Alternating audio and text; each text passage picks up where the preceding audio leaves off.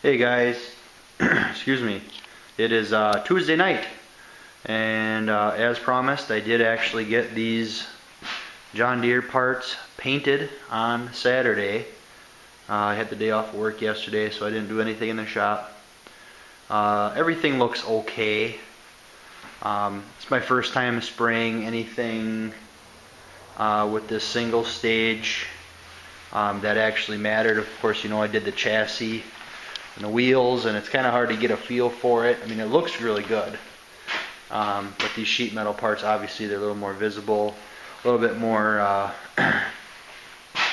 don't know, you have to be a little bit more fussy. I'm happy with the way the grill shells turned out. The mesh looks nice, bodywork looks fair. Said I could have spent another 15 hours on just these grill shells alone. They look okay. And again, it's single stage. I do have a little bit of dieback. There's some dust, but all in all, I think it'll be just fine. I don't know if you guys are picking up any of that. There's a little bit in there. There's 4 coats on here, just because I was trying to get it to lay down a little better. And fact of it is, I just couldn't get it to lay down like I can get clear to lay down. But it is a tractor, and guaranteed it will be the nicest looking tractor on the block. But I learned a lot from it. Like I said, I think it could have been a lot better, but I said if I were to do it over again, I would probably do base clear on the sheet metal parts, only because I'm more familiar with it. And to buff this stuff, guys, would just be ridiculous. I mean, realistically, it's not a show tractor. And the curves and the angles and the corners, and it would be kind of a nightmare to actually sand and polish this stuff. So it is what it is. The hood looks pretty decent. Here's a little shot here. Looks pretty decent. Not terrible. Good reflection. I mean, like I said, guys, it could have been worse. Could have been a lot better. I got some solvent top on the top here. But realistically, this stuff is going to be at like face height to most people. You're not going to see it. It's going to be, you know, not that that's an excuse for a poor job. It's just what it is. No runs. I didn't see any runs. Not a single one, which I am very happy about. I do have some, I don't know if you guys can see that or not, some straight line sanding marks. This area right here is really hard to sand. You can't get a DA in there, at least not a 6-inch DA. So I hand sanded it, most of it. There's a couple ripples in there, but overall, guys, this thing is going to look pretty nice put back together. He's got a chrome stack on it already, and he'll put all a new decal kit, a new seat cushion kit, and it's going to look really nice. These grill shells, man, they were bad. They were really bad, and you know, they're great. I've got 58 hours in this tractor. Let me just double check that. Let me check my calendar here. Hold on a second here. 56. Excuse me. I've got 56 hours in this tractor. That does not include the sandblasting that was done, does not include the disassembly that was done, does not include 95% of the degreasing that was done. I basically took it from bare steel to paint. And the only piece of this tractor that I did not paint was actually the PTO cover, which he's going to replace. You know, am I happy with the way it turned out? I don't know. You guys tell me. Does it look worthy of the time that's spent in this? I think it does. Would I have liked it to turn out a lot better? Yeah. Would I have done it differently if it was mine? Maybe, if parts were accessible and money was not an object. I could have easily spent another 56 hours on this. You know, but it's, at the end of the day, what is it? It's a parade tractor. You know, I learned some new tips and learned some new things on some new products.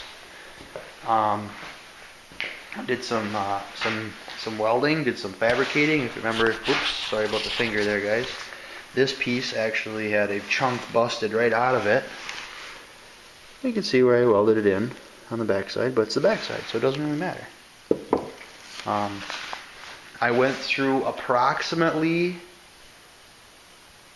I would say about 5 quarts, almost 5 quarts of color on this job, and it's reduced 2 to 1 to half.